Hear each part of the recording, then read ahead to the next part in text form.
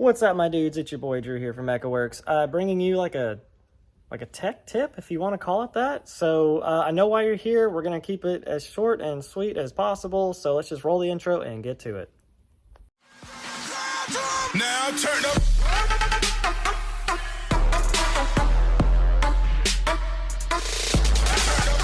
All right, so working on the E9X M3 today, doing the tensioner pulley, and I figured I would bring you guys a video that's a little bit just kind of high level and really basic on tips and tricks of how to do this, because there are videos out there, but they're like 20 minutes long and nobody wants to sit through all those. So here's what's going on. There was a really faint humming sound from the passenger side, or the bank one side of the engine. I thought it was a steering pump. I was really hoping not, because they're very expensive. If you haven't seen them, go look them up. So there's a humming sound. Sounded like when you plug in a guitar and you're not playing it and there's that hum.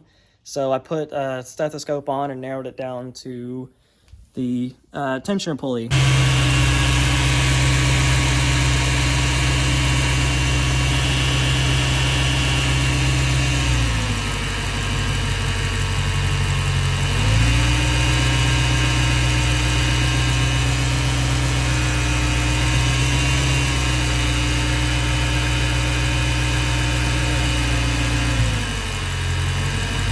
So just changed that out, and I figured I'd make a video really quick about how to change it, because all the videos that are out there that don't relate to this are like 20 minutes long, just trying to find out basic information. So I'm going to show you some really, I don't know, tips and tricks of how to get to this item to where it makes it super easy. It took me 20 minutes, so let me show you. All right, tip number one. Zip tie this guy out of the way. This is very important because these are very fragile, very prone to cracking right here. So if you put too much tension up into this part right here, it will break. I mean, there's no doubt about it. It's plastic, it will break. So I zip tied mine out of the way, kinked it a little bit, but you know, no big deal. And the fan was able to rub it and then slide out. But I have mine zip tied to itself, and then I have it zip tied to the engine hoist ring right here.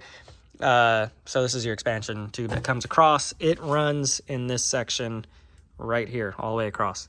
That is tip number one. All right, tip number two.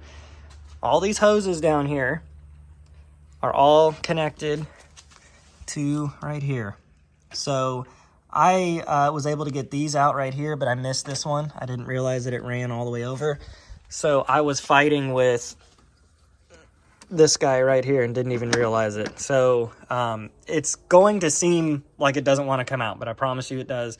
It will rub up against right here too. So this coolant radiator hose does have some give to it, and it will slide up against right here. So you're just going to have to work with it. Be assertive, but gentle at the same time with it. That's the best thing I could say, because it is plastic, and we all know what BMW plastic is like. So other than that, yeah, pretty straightforward. All right, so to avoid confusion as much as possible and to make it as simple as possible, I drew out the belts. This is a really common trick. Draw out your belts, because you remember how it goes. Sometimes it gets confusing. It's hard to take these off and then realize that, oh, I don't remember how they go, and then you're looking at diagrams on the internet, and it gets even more confusing. So the best thing you can do is draw all of your pulleys and then draw the belt route. That's it. I broke mine down side to side. So this is one belt, this is another belt. That's it. Super duper simple. Okay, so the last thing, pretty straightforward. Your tensioner pulley right there. So you're gonna push that down, belt's gonna slip off. Gonna push this one down, belt's gonna slip off. You have to remove this side first before you can get this side. So you do have to pull the tensioner pulley. So this guy right here, you have to remove this in order to get this belt off. You're not gonna get the belt off without pulling the tensioner pulley. The bolt is like that long. It's very long-winded. For both belts, you're going to have to work them through this section right here. It's a little skinny, but you just kind of turn the belt and they slide right out. And the same thing for the installation. You just slide them right in, line them up, and that's really all there is to it. I learned on this side to get everything except for the tensioner pulley for the belt. So the belt will just kind of hang off of this, and then when you push this down, the belt will slide right on. On this side, it's easier to get everything lined up except the alternator, push down and then slide it over the alternator. And that's all there is to it. All right, so here's what I'm talking about. Going back in is the hard part. Coming out, hard part. So passenger side, driver's side, you can see we're already hung up on the nipple. This is a very, very tight fit in here, okay? So you're gonna be up against the hose. This clip right here, there's another one down there closer to the radiator hose. That is the one that's gonna hang you up every time. So we have to work around this, and we have to work around that one, and work around this hose without breaking anything. That's the key part. Okay, so it took me a second to figure this out. Sometimes when things get stuck, you just have to stop and see what's going on, okay? Take your time. This is not something you want to break. These fans are catastrophically expensive, and these are a pain in the ass just because of how simple and easy they are to break. So what I did was that piece down there, of course, the camera, again, wants to focus on everything but what I need it to. So this piece here, there's a second one that's further down.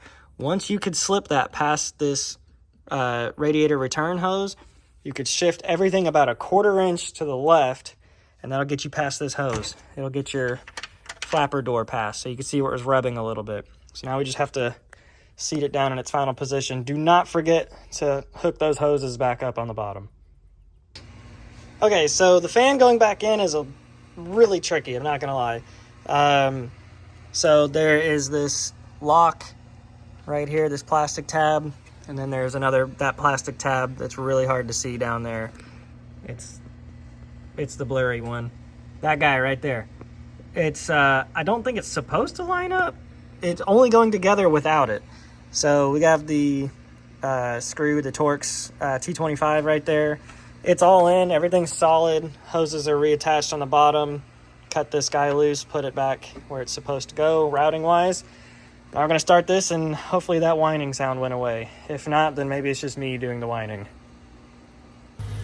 All right, so the car is started, it is running. It does not sound near as whiny as me. It doesn't sound as whiny as it did, so I'm hoping that the issue has been corrected.